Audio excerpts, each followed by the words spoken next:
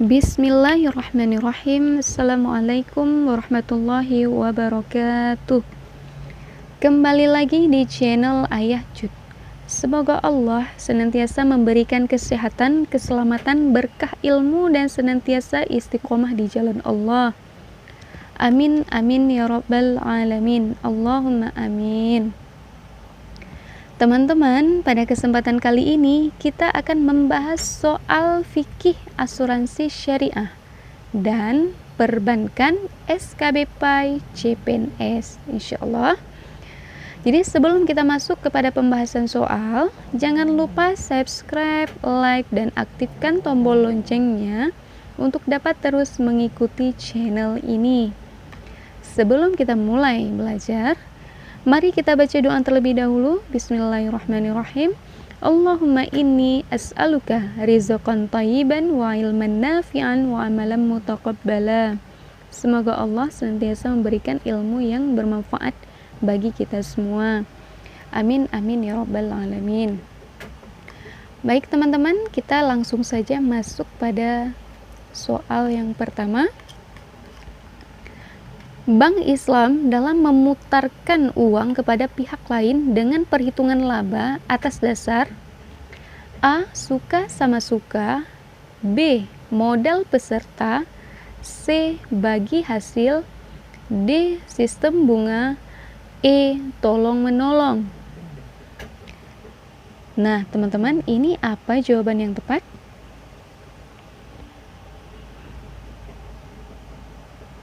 Oke, jawaban yang tepat adalah C. Bagi hasil. Kenapa bagi hasil? Karena pada hakikatnya Bank Islam ini merupakan bank syariah. Jadi sistem bank syariah ini tidak menggunakan sistem bunga. Bank syariah ini menggunakan sistem bagi hasil. Gitu teman-teman. Karena bagi hasil ini merupakan suatu sistem atau suatu tata cara pembagian hasil usaha antara penyedia dana dan pengelola dana. Jadi ini ada dua pihak. Jadi pihak dalam pemutaran uangnya ini adalah pihak yang memberikan dana dan pihak yang menerima dana. Jadi perhitungan labanya ini atas dasar bagi hasil teman-teman. Jadi jelas ya. Nah, jadi ini tidak menggunakan sistem bunga. Jadi kalau sistem bunga ini merupakan adalah bank konvensional teman-teman. Jadi kalau bank konvensional itu jelas menggunakan sistem riba. Menggunakan sistem bunga. Jadi jelas ya teman-teman. Jadi Bank Islam dalam memutarkan uang kepada pihak lain dengan perhitungan laba atas dasar bagi hasil. Jadi jawaban yang tepat adalah C. Oke, kita akan lanjut soal nomor 2. Bank yang bebas dari sistem bunga adalah A. Bank sentral, B. Bank umum, C. BNI, D. BRI, E. Bank muamalat. Nah teman-teman, ini kira-kira apa jawaban yang tepat? Oke, jawaban yang tepat adalah E. Bank muamalat. Kenapa bank muamalat? Karena bank muamalat ini adalah bank yang pertama sekali di Indonesia yang menerapkan prinsip syariat Islam. Nah, jadi bank muamalat ini adalah bank yang pertama sekali yang menerapkan prinsip syariah. Jadi bank syariah ini pertama sekali ya ini bank muamalah. Jadi semua operasionalnya ini, menjalankan operasional ini berdasarkan syariat Islam. Jadi gitu teman-teman. Kalau bank sentral, ini bank sentral ini adalah bank yang sangat besar ya, yang dia ini tanggung jawab semua bank ya, itulah ini bank sentral ini. Jadi ini bank sentral ini adalah bank yang menjaga kestabilan nilai mata uang, inilah bank sentral. Jadi dia ini merupakan bank yang sektor perbankan dan sistem finansialnya secara menyeluruh, inilah bank sentral. Jadi dia ini contohnya seperti BI ya, Bank Indonesia. Jadi bank yang besar ya yang mengatur keuangan, itulah bank sentral. Itu teman-teman. Kemudian kalau bank umum, ini umum ya teman-teman, ini bank-bank konvensional ya. Itu seperti BNI, BRI, BTN, ini masuk kepada bank umum ya. Kalau udah ada bank-bank syariah, ini masuk ke bank syariah. Sekarang udah ada ya, BRI syariah udah ada sekarang. Kemudian BTN syariah, udah banyak sekarang bank syariahnya teman-teman. Jadi apabila teman-teman masih pada bank sistem konvensional, jadi silakan untuk dialihkan ke bank syariah teman-teman ya. Oke, jadi jelas ya, bank yang bebas dari sistem bunga adalah bank muamalah. Jadi jawaban yang tepat adalah E, bank muamalat. Oke, kita akan lanjut soal nomor 3. Bank muamalat adalah satu-satunya lembaga perbankan di negara kita yang menggunakan sistem A. Riba dalam transaksi, B. Manajemen bagi hasil, C. Bagi hasil dalam keuntungan, D. Bagi hasil dalam bunga, E. Bagi hasil dalam permodalan. Nah teman-teman, ini jawaban yang tepat apa? Silakan dijawab dulu teman-teman. Oke, jawaban yang tepat adalah B. Manajemen bagi hasil. Kenapa? Karena pada hakikatnya ini bank muamalat ini adalah bank Islam, itu adalah bank syariah yang menggunakan sistem syariah. Jadi bank muamalah ini adalah bank yang pertama sekali di Indonesia ya, negara kita kan Indonesia teman-teman. Jadi inilah bank pertama sekali di Indonesia. Jadi bank ini tidak menggunakan sistem bank konvensional, jadi menggunakan sistem bank syariah, yaitu bagi hasil. Nah, jadi jelas teman-teman. Jadi manajemennya apa? Manajemennya manajemen bagi hasil. Jadi jawaban yang tepat adalah B, manajemen bagi hasil. Ini jelas ya teman-teman. Jadi di sini bagi hasil ini bukan dalam artian keuntungan ya. Jadi pengaturannya ini memang bagi hasil. Jadi bukan bagi hasil dalam bunga, bukan bagi hasil dalam permodalan. Jadi emang jelas manajemennya ini teman-teman, pengelolaannya ini adalah bagi hasil. Kalau bank konvensional itu manajemennya sistem bunga. Itu perbedaannya teman-teman. Kalau bank muamalat ini kan bank syariah Islam. Kalau bank konvensional itu sistem bunga. Jadi harus kita bedakan ya teman-teman, jangan kita samakan bank konvensional dengan bank syariah. Oke teman-teman, kita akan lanjut soal nomor 4. Bank Islam dalam memutarkan uang kepada pihak lain dengan perhitungan laba atas dasar A. Suka sama suka, B. Modal peserta, C. Bagi hasil, D. Sistem bunga, E. Tolong menolong. Nah teman-teman, ini soal nomor 4 sama ya dengan soal nomor 1. Jadi jawabannya pun sama, yaitu C, bagi hasil. Jadi tidak perlu saya jelaskan lagi ya teman-teman, ini sudah ada jawabannya. Jadi sama, pertanyaannya sama, jawabannya juga sama. Oke, kita lanjut soal nomor 5. Surat jaminan atau pertanggungan yang diberikan oleh penanggung atau perusahaan asuransi kepada yang ditertanggung untuk resiko kerugian disebut A. Akte, B. Notaris, C. Polis, D. Surat asuransi, E. Kwitansi. Nah teman-teman, ini kira-kira apa jawaban yang tepat? Oke, jawaban yang tepat adalah C, polis. Nah, ini bukan polisi ya teman-teman, itu jangan salah-salah, jangan polisi gitu, beda. Polisi yang jaga-jaga keamanan ya. Kalau polis, nah kita akan lihat ya teman-teman. Yang pertama kita akan lihat akte ini atau akta. Nah, kalau akte ini kan sering ya kita dengar akte, baik itu dalam surat menyurat ya teman-teman. Jadi akte ini merupakan sesuatu tulisan yang dijadikan sebagai bukti tertulis. Nah, jadi terhadap suatu peristiwa yang ditandatangani oleh pihak yang bersangkutan. Ini adalah akte. Jadi ini adalah merupakan suatu tulisan ya, tulisan yang tertulis. Nah, jadi untuk bukti. Jadi kalau nggak ada akte ini nggak bisa dipercaya gitu. Itu bisa juga dalam permasalahan tanah, rumah, itu kan harus ada aktenya. Nah, jadi siapa yang membuat akte? Nah, kita akan lihat ya. Ini yang B, notaris. Jadi notaris ini adalah orang yang membuat akte, orang yang berwenang dalam membuat akte tanah, akte rumah. Jadi yang buat ini adalah notaris. Jadi kalau udah sudah dibuat oleh notaris itu tidak bisa diganggu gugat lagi, udah sah gitu, karena udah ditandatangani oleh pihak yang bersangkutan dan saksi-saksi. Nah, ini notaris ya teman-teman. Jadi akte dibuat oleh notaris. Nah, kalau polis ini berkaitan dengan asuransi teman-teman.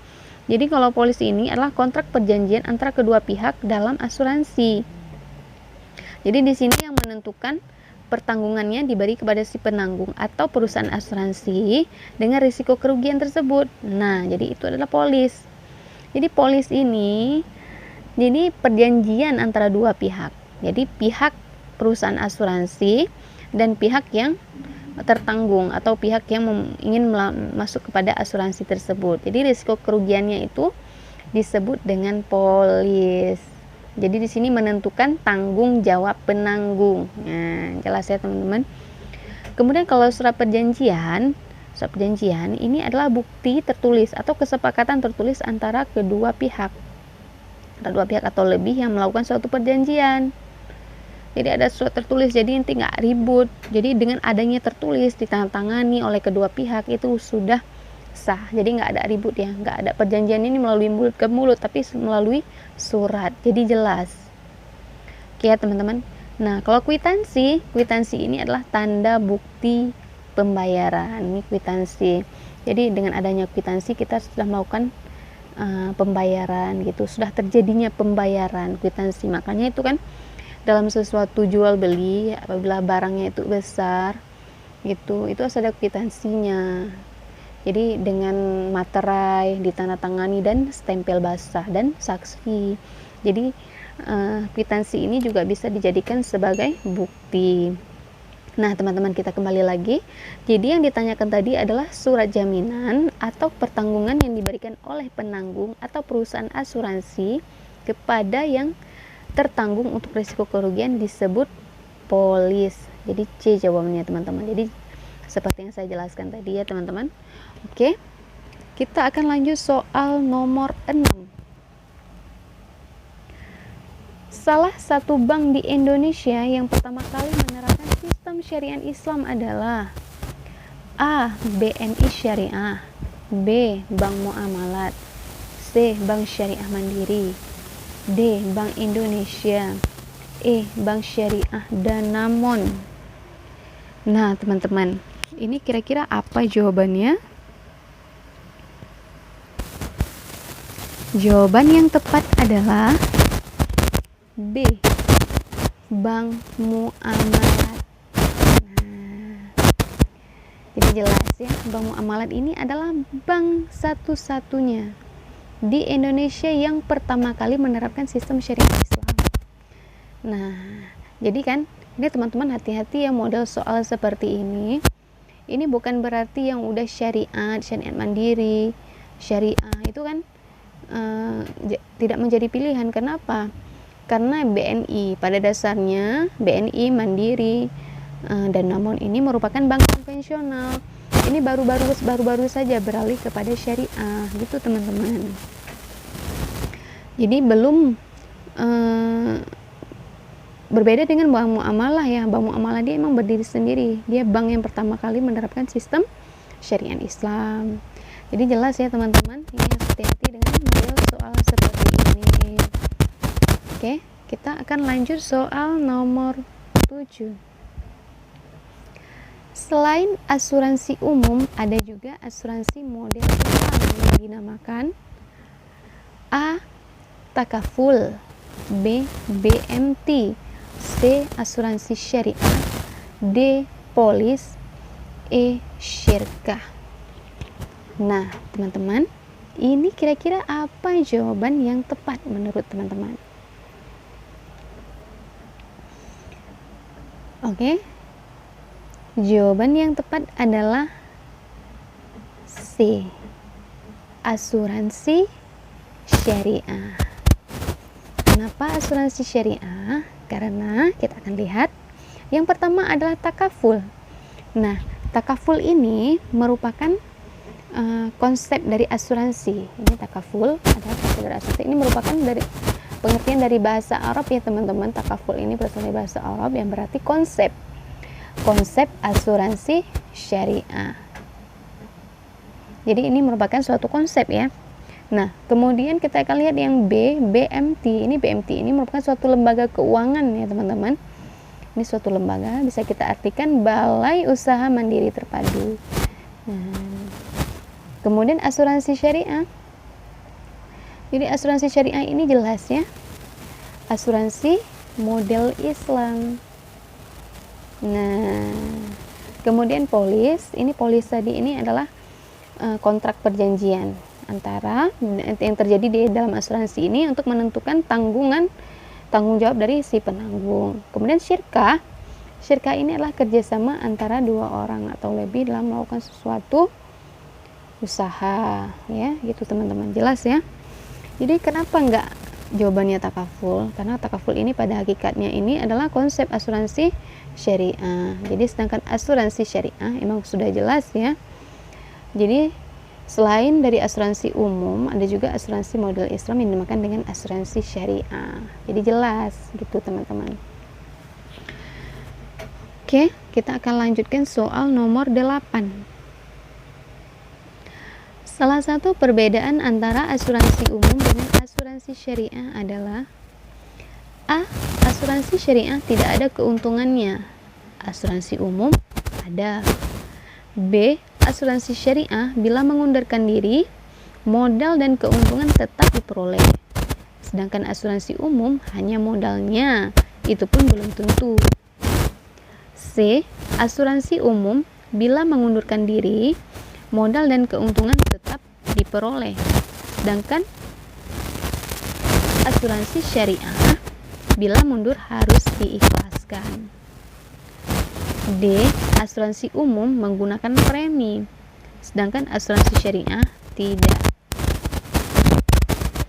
E. Asuransi umum sifatnya bisnis, asuransi syariah sifatnya komersial. Nah, ini kira-kira apa jawabannya teman-teman? Oke. Jawaban yang tepat adalah B. Asuransi syariah bila mengundurkan diri, modal dan keuntungan tetap diperoleh. Sedangkan asuransi umum hanya modalnya saja, itu pun belum tentu dikasih. Ya. Jadi kita lihat jawaban yang pertama yang A. Asuransi syariah tidak ada keuntungannya. Nah, jadi kalau asuransi syariah ini kan kalau dalam sistem syariah ini adalah sistem tolong menolong. Jadi kalaupun itu tetap tidak kita melanjutkan asuransinya, ini tidak ada kerugian ya. Jadi bukan maksud tidak ada keuntungan, tidak ada kerugian.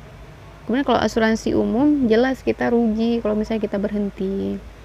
Jadi tidak dikembalikan uang kita itu semua hangus.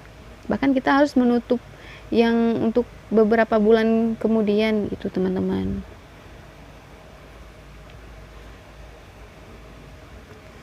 Jadi jelas ya teman-teman, kalau asuransi syariah bila mengundurkan diri, modal dan keuntungannya tetap diperoleh. Sedangkan asuransi umum hanya modalnya, itu pun belum tentu.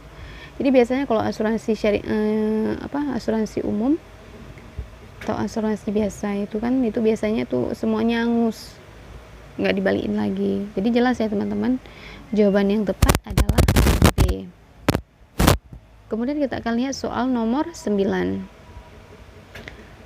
Berikut ini adalah fungsi dari bank kecuali A. Lembaga yang memberikan kredit kepada kreditur, B. Tempat peminjaman uang untuk kebutuhan sehari-hari, C. Tempat menyimpan, menabung, dan mengirim uang. E. D. Pusat penguasaan peredaran uang dan pengendalian inflasi. E. Pusat penyediaan dan peredaran uang. Nah, teman-teman, ini jawaban yang tepat. Apa menurut teman-teman? Silakan dilihat lagi soalnya. Oke, jawaban yang tepat adalah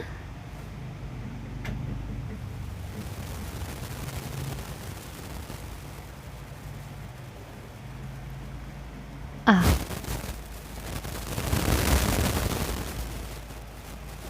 Lembaga yang memberikan kredit kepada kreditur. Kenapa?